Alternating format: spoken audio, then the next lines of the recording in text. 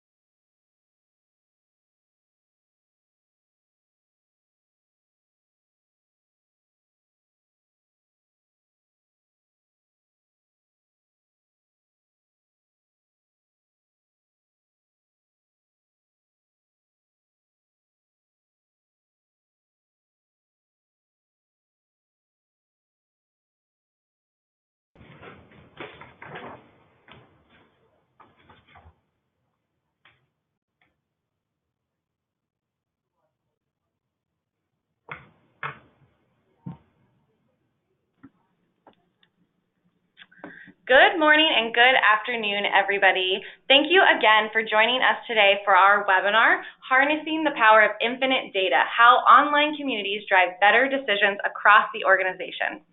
So in today's presentation, the Insight team from TMBI, the parent company of Reader's Digest, Taste of Home, and the Family Handyman, will be sharing how they have used their online community platform to become a truly customer-centric company. My name is Ashley Wolf, and I'm the Vice President of Marketing here at Fuel Cycle, and I'm very excited to have you all with us today. So before we start, I do have a few housekeeping items to go over, like always. So if you have any questions at any time throughout today's presentation, feel free to submit them to either the question or chat box inside the GoToWebinar interface, and we will catalog them throughout and come back to them at the end of today's presentation. So with that, I would like to introduce our panel of presenters. Babette is the Senior Executive Director of Insights at Trusted Media Brands.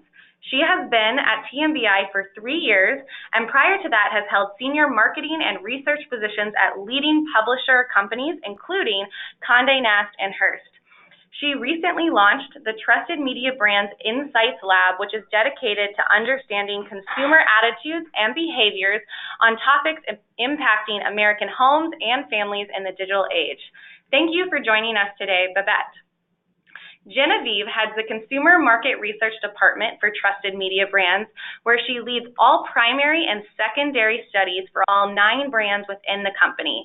She is a seasoned veteran with over 20 years experience in all facets of research, from concept testing to segmentation to tracking and promotional exploratory.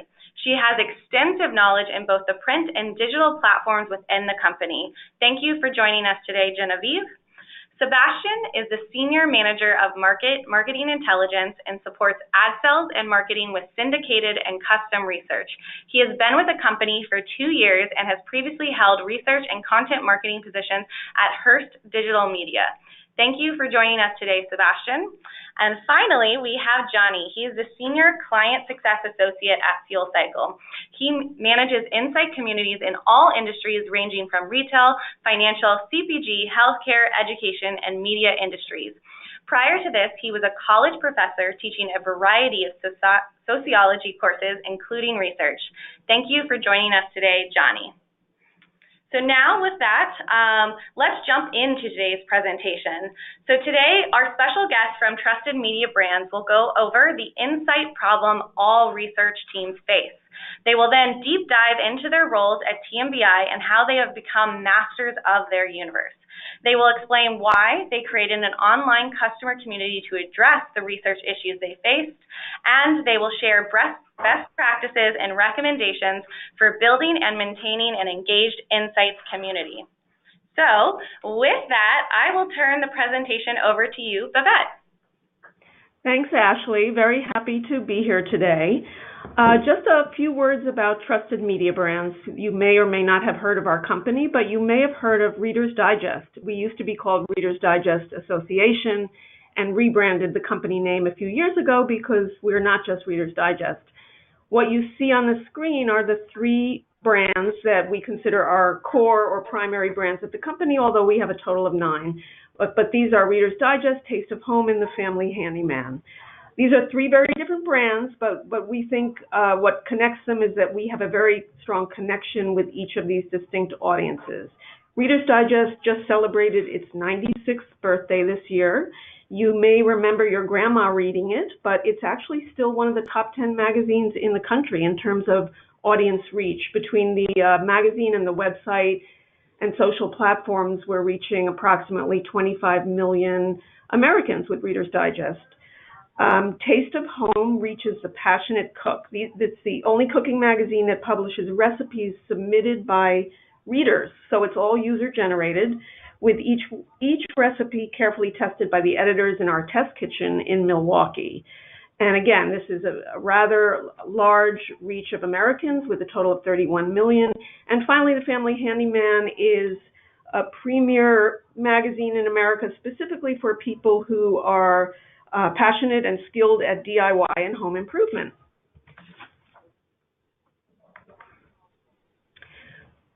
Our CEO, Bonnie Kinstner, was interviewed recently and was quoted as saying, "We have very deep relationships with consumers. We'll always be a consumer-first company."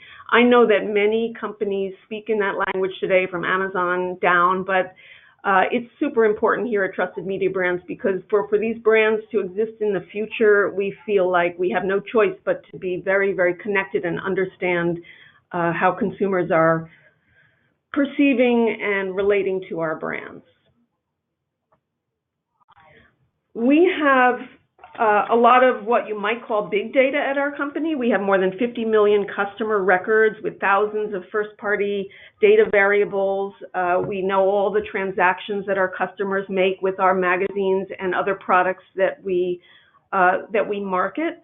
But the kind of intimate knowledge that you get with a community is something that we highly value. When members join the community, and I'll share a little bit more about that shortly, we ask them to tell us a little bit about themselves, and so that's what you're seeing here. We have members like Holly from Minnesota, a single mom who loves reading, puzzles, and all kinds of animals. We have Jeff, who is a professional handyman and DIYer, but who also loves to cook. And or Christine, who says she's having fun making art, but still starving doing it, LOL. So we get to know them very well through their own sharing about themselves. Who are the masters of our universe? Well, we are research, and we are serving essentially 3 entities in our organization: the advertising side of the business, advertising sales, whether it's through our print or digital platforms, or the kinds of custom content we create for advertising partners. We serve the consumer marketing people. Those are the circulation and product marketing folks, whether it's magazines, books, newsletters, subscription boxes, and other products. And of course, we serve the editors, which are our primary content creators across all platforms. And remember, we're serving essentially 9 brands across all of those different entities in our organization. So when I started here a few years ago, I recognized that we were seeing a lot of challenge in the research space, like many of you have experienced, I'm sure. There was increased demand for insights across all these different stakeholders, if you will. There was a demand for faster turnaround, yet we were seeing declining response rates. I know from looking at statistics from the Green Book, our entire industry has witnessed 85 to 95% drops in response rates over the past couple of decades. Response rates in our company, with the kinds of surveys we were doing, were hovering around 1 to 2%. And the editors were depending on this research, and we were, just talking to the same pool of people and not getting results. So there was a problem. And on top of that, of course, diminished staffing. We know about all of that. So I'm going to turn it over for a couple of slides to Johnny to share a little bit more about what these challenges look like across enterprises and organizations. Thanks, Babette. So yeah, this is where companies like FuelCycle really strive to help with what's being referred to here as the enterprise insights problem. And customer insights are the lifeblood of the modern enterprise. And according to the Boston Consulting Group, we see 44% of corporate executives rank customer insights as one of their top priorities. And what we're seeing is insight professionals consistently struggle to adopt these new methodologies and, more importantly, translate multiple insight projects into actual strategic recommendations. So we see this problem exist in sort of 3 main areas. The first is that customer insights change very rapidly. Every month, new market research tools are launched. These provide researchers with previously non-existent insight capabilities, from things like neuromarketing to artificial intelligence, all the way up to geolocation. So for fast-moving research teams, staying abreast of these new technologies and methodologies becomes incredibly challenging. The second is that no single tool satisfies all of these insight needs. So we know enterprises have very diverse research needs, and no point solution seems to meet all customer insight needs for an enterprise. Robust pricing surveys appreciated by the finance department fail to provide the richness and color that, say, a user-generated video provides to a customer experience group. So until now, every point solution has focused on pushing their approach, often at the expense of other research capabilities. And the last here is that data is often really disconnected. So most insight tools don't really connect to each other, meaning that the context is often lost and the value of insight tends to decline. So segmentation captured in the survey doesn't map to a discussion board. CRM data doesn't get paired with in-depth interviewing platforms automatically, so the result here is that insights don't capture the entire view of the customer. So this is ultimately what led Trusted Media Brands to look into a solution that not only unified all these elements, but was also reliable and secure and, of course, accessible. So with that, I will let Babette share with us more about the Trusted Media Brands journey of choosing an insights community. Thanks, Johnny. Yes, we put our heads together around all these challenges and decided to start looking at companies that would provide a platform for an insights community. And by that, I mean an online community with an opt-in set of members that are willing to do research and on an interactive basis. It's not just us putting out surveys, but there's an interactive element to the community. And I understand, according to the GRIT report, 60% of companies have an online community. So it's obviously becoming an essential tool, and we made the leap in 2015. I'll tell you a little bit more about that. We were looking for that kind of always-on feedback that you get with an insights community, and like Johnny said, sort of connecting the dots with all these different types of tools and being able to do a lot in one place.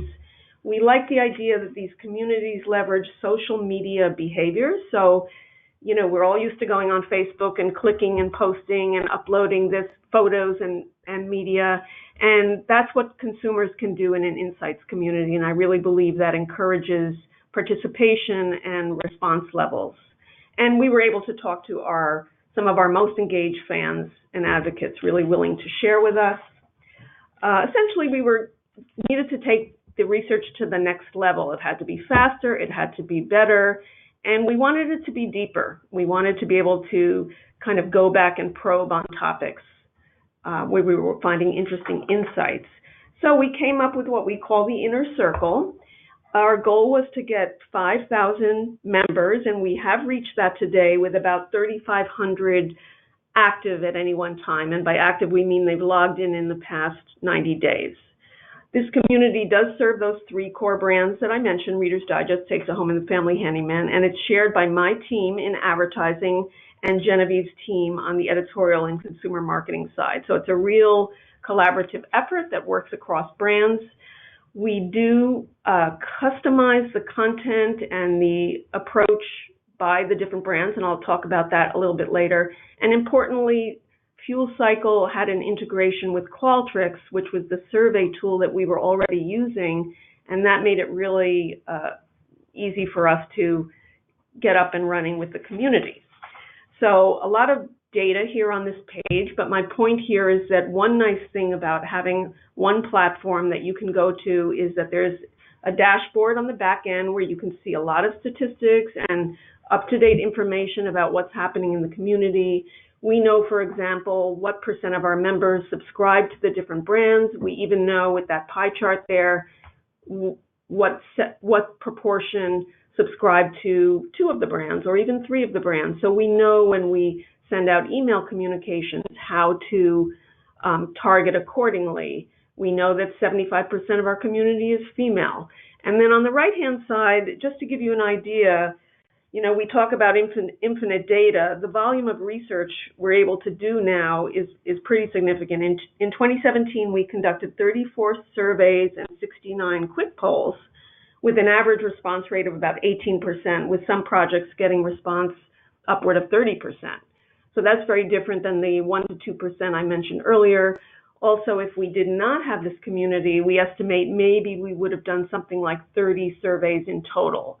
So on top of this, now we're doing, we did over 105 discussion forums last year.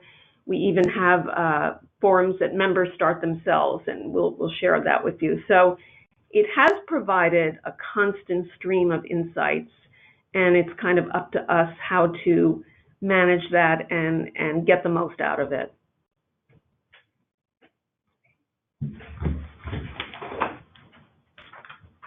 Hi, this is Genevieve, and I'm just going to walk you through a little bit more about the specifics that we do with our Inner Circle community. We work in partnership with the editorial staff for all 3 master brands and providing them with new content.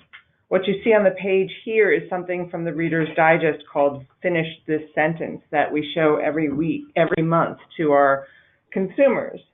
The editors had been relying on both Inner Circle and Facebook to help them create this content. However, since Facebook changed their algorithms and their terms, the Inner Circle community has been their sole contributor.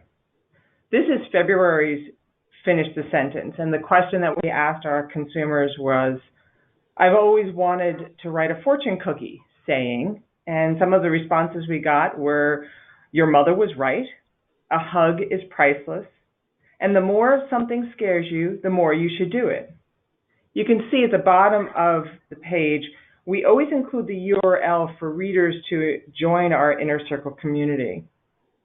Not only do we ask for feedback for the magazine content, but we also do some cover testing for past and for future covers.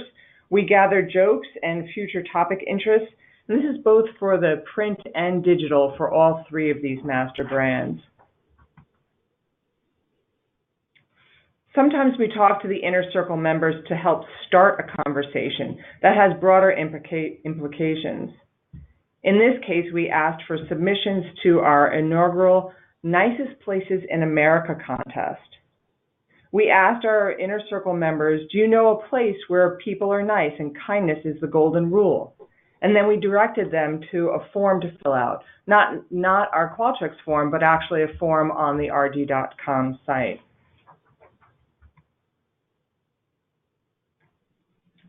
Within 5 days, we had over 100 responses from our Inner Circle community, with half of them being qualified entries for the contest. From there, the editors chose 4 of these to be published in the May issue of the magazine, as well as on rd.com, to call for readers for more submissions. These entries, as you can see, came across the country, from California to Arizona, Tennessee, and Virginia. In the call for participants to this contest, you can see that the editors had a special call out about the Inner Circle community. Over the summer, we received hundreds of places submitted to the contest. After all the votes were tallied, one winner was chosen. The following is a 1-minute video highlighting the winning place and some of the press we received. It might be a little glitchy, but you can see it on replay if you'd like. It might seem crazy what I'm about to say. Sunshine, she's here, you can take a break. Hot air balloon, never go to space. With the air, like I don't care, baby, by the way. Looking for a really nice place to hang out? If you're looking for the nicest place in the U.S., and the winner is Gallatin. Congratulations. Reader's Digest announced yesterday the seat of Sumner County takes home the honors.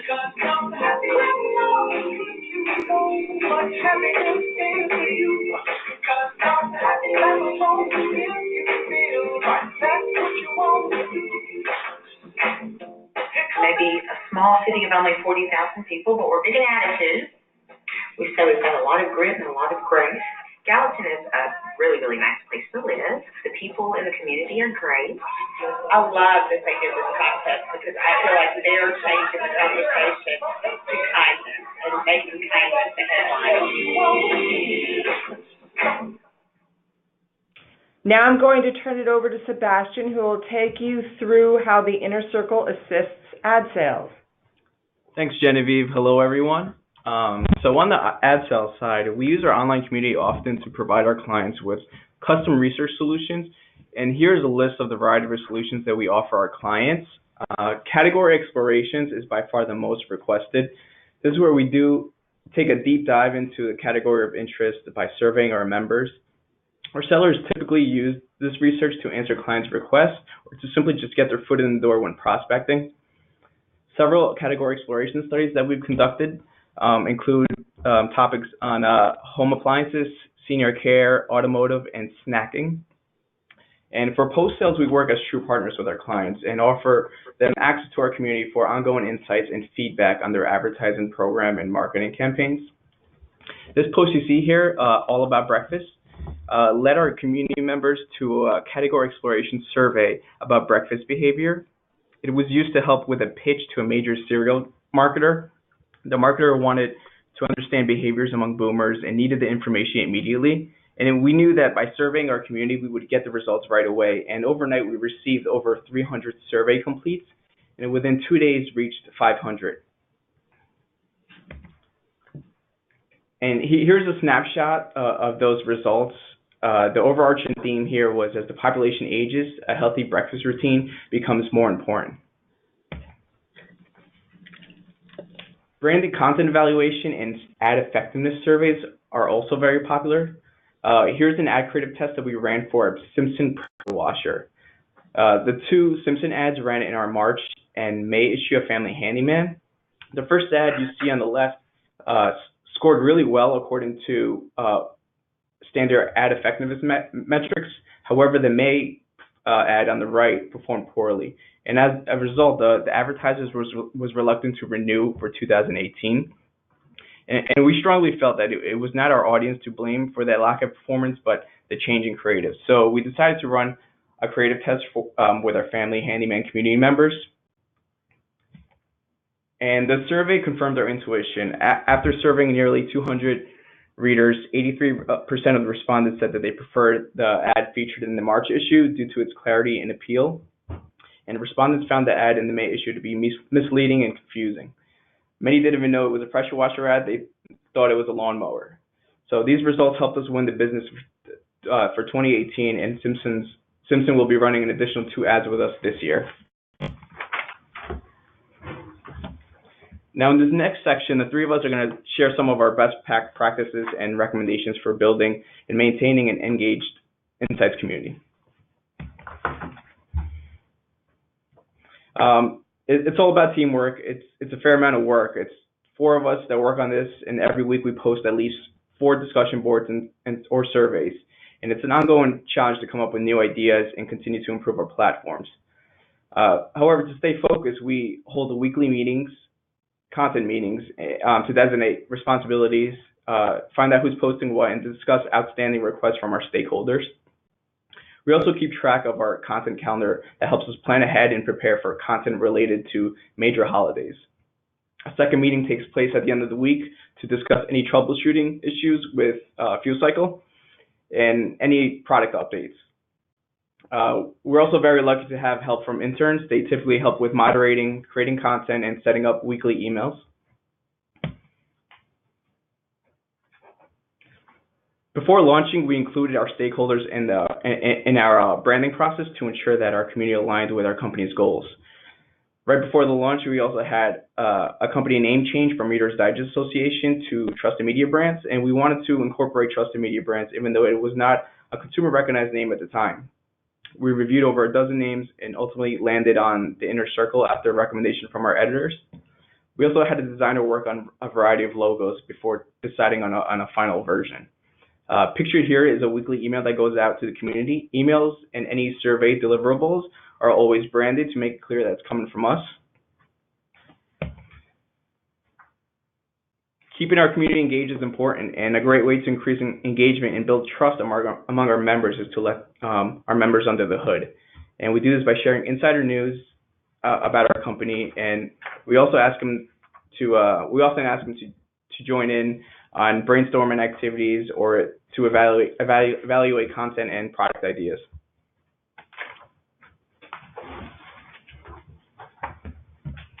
Another best practice sounds obvious, but be relevant.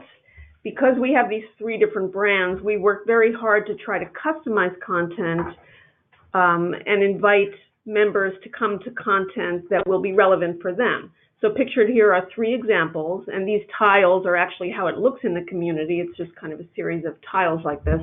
The first one is Word Power, which was targeted toward Reader's Digest. This is a feature in the magazine, and we were asking feedback on that. The second one is for Family Handyman, asking them, it was a quick poll about what home improvement projects are you planning. And finally, Taste of Home had a digital article showing the most popular cookie from every state. And we repurposed that for our community and got some comments and asked people their opinion and what cookie recipes they would want to share. So again, some of the content we produce is just for engagement purposes, and some of it's actually research or insights, goals that we have, or something that's been requested. It's a combination, and we evaluate that every week. One of the ways we stay relevant is by getting to know our customers. So pictured here, again, when members sign on, they're asked to tell us a little bit about themselves, and we actually read that and we respond to them, and we're always looking at that to help us generate ideas for content. So we found out that there's a fair number that are football fans, so we did a post about the Super Bowl. We know from our members they're involved in a lot of hobbies and crafts, and they're very sort of domestic oriented. So we do posts around hobbies and collecting things and crafts. And then finally, many of our members, when they tell us about themselves and their family, they often talk about their pets. This one on the right says she has a rescue dog named Mopsy that has a mind of his own. So of course we had to celebrate National Pet Month, and we've done a series of surveys and posts around pets. And we couldn't resist sharing a few of the uploads with you. Members love to share pictures of their furry friends that they consider members of their family.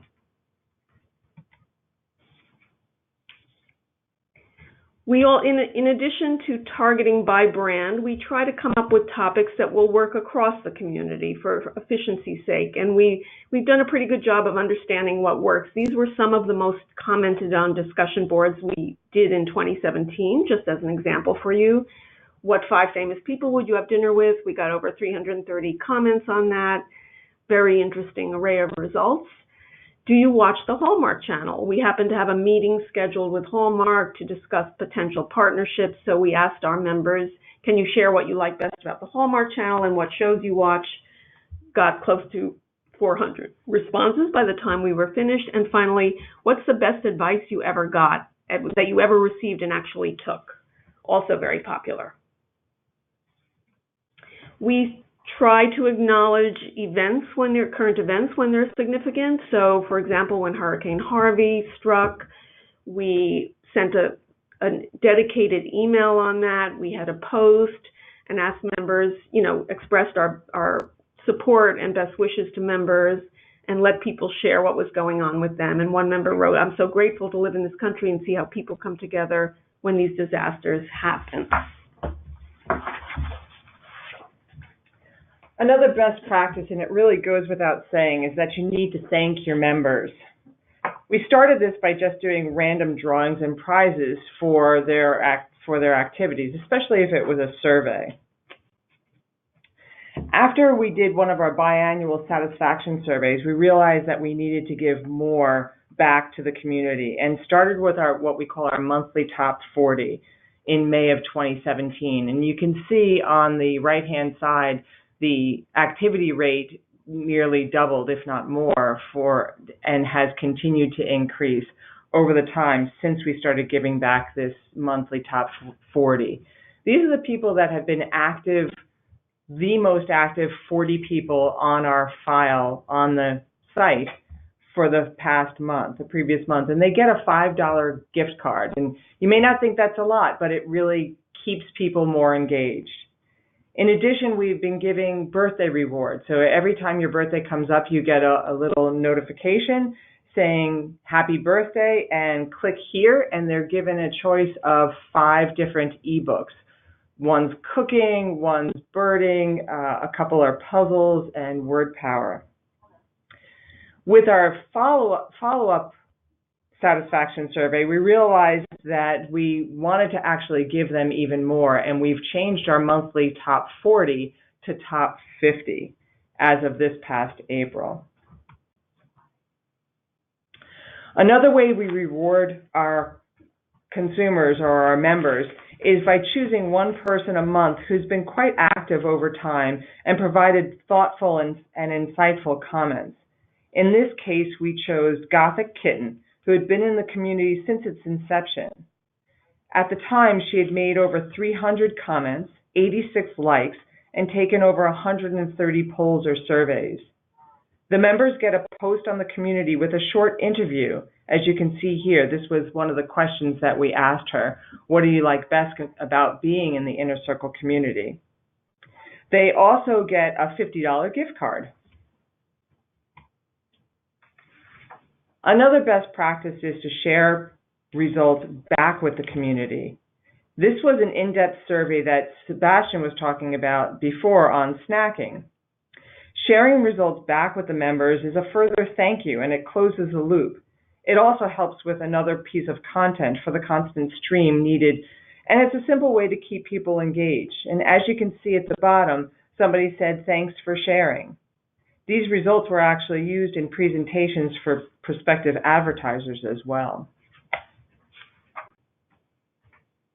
Make it a conversation. Knowing that they're being heard and have a place to talk is important for the health of any community. We continually ask for feedback and for more formally conduct satisfaction surveys, as I've mentioned. In addition, we've opened up a member hub where members can start their own conversations. And as you can see on the post on the left, we've had a couple of startups that say, "Does your pet have a soul?" or "Cute sayings young children have said." We also try to encourage social sharing. In all of our posts where appropriate, we give members the social media links to share the posts. Recruiting. Ongoing recruiting is just as important, if not more important, than the initial recruit process.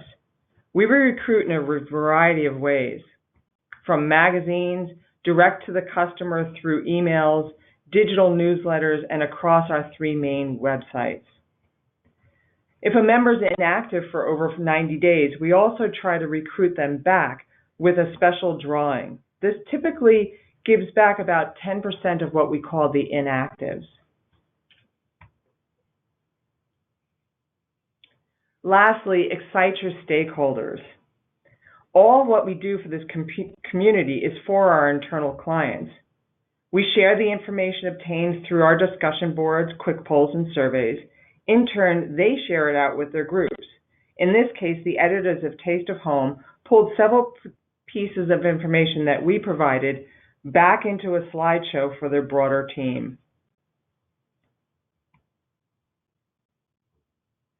To end, nobody could express it any better than how valuable the community is than our editor-in-chief of Reader's Digest, Bruce Kelly. He says, "I can't imagine leading the brand without having this almost instant access into the lives, opinions, and insights of our customers." We hope this information has been useful to you, and we'd like to entertain any questions. I'll turn it back over to Ashley now. Thank you, Genevieve, and thank you, the entire Insights team on the line with us from TMBI. It's really exciting to see you're such a great example of how you're using the community to feed insights, not only across your organization, but like you said, across the 9 brands that you're tasked to provide data and customer insights about. So this was really great information. And so before I officially switch over to the Q&A, I did just want to remind everybody one last time, if you do have questions, please enter them now into either the question or chat box, and then I will be able to feed them back out to the TMBI team. But we do have a handful of questions that have come in so far. So the first one I'm going to start out with actually comes from Sarah, and she asks, how do you deal with a problematic member? So I'm going to turn this over to the TMBI team to take that first. Hi, this is Sebastian Rodriguez, and we've been pretty fortunate enough not to have that many problematic members. We had a handful, and the first thing we do, we address it with the fuel cycle team, and for some recommendation. But it's as simple as emailing them once and giving them a warning. Usually that takes care of the problem. Sometimes if they come back, we would have to email them again. Tell them that their account will be closed, but it usually takes care of the problem the first time we address it. Wonderful. Thank you so much, Sebastian. So we actually have another question come in from Travis, who says he's a part of a small insights team. So he wants to know, how much work does it actually entail to run a community like this? So I'm going to turn this back over to the TMBI team. Hi, yeah, this is Babette. That's a really good question. We worried about that too, because we are a small team, and it is a bit of a leap to take on a community. You have to, you can't just sort of forget about it one week. How much work is it? I think we have four people working on this community. I would say, I don't know, we each spend a few hours a week on the process, developing content, setting up the emails, getting the results back out of the community. So, maybe it's a 20-hour-a-week proposition, but that's across a team of people. That's just an estimate. And as Ashley said, we've got these 9 brands. I mean, you may have a more focused effort. You may not have to produce as much content as we feel we have to, so it can vary. Wonderful. I think Johnny actually might have something to add as well to share with the audience. Yeah, I know that, different brands and different companies have different sizes of their teams they're going to be working with, different levels of stakeholders. So here at FuelCycle, we work with, many different clients who, work with us in what's called self-service models, where typically they will be in charge of designing their own surveys, taking care of everything for the most part on their own, and we sort of just, help out when and if we can. And then we have upwards of full service models where, we here at FuelCycle will do all the programming of the surveys, handle all the discussions, do all the analysis and reporting. So of course, depending on availability and budget, we certainly can fit any client's needs in regards to size and availability. Yes, wonderful. Thank you so much, Johnny. So we just had another question come in from Jennifer, who asked, within her organization, the Insights teams really works directly with the marketing team, but she'd like to know from, the team at TMBI, like, how did you get buy-in from the rest of the organization to really see the value of the community? Hi, this is Genevieve. That's a great question. Thank you. I think the best way to answer it is we all, as the company, we're seeing the decline in the response rates and the reliability of the results becoming an issue. And so that's how we started even going to talk about having an online community. Also, as Babette had talked about, it's about being fast and nimble. The marketing team and the editorial team were really looking for much faster turnaround than doing an online survey that takes 2 weeks in the field and another week of analysis. We just couldn't do that anymore. We needed to be quicker. So they were coming to us, we were coming to them, and I think it became a mutual partnership. So it wasn't as hard of a sell. Yes, it cost, but I think it really wasn't as hard of a sell as I think any of us originally expected.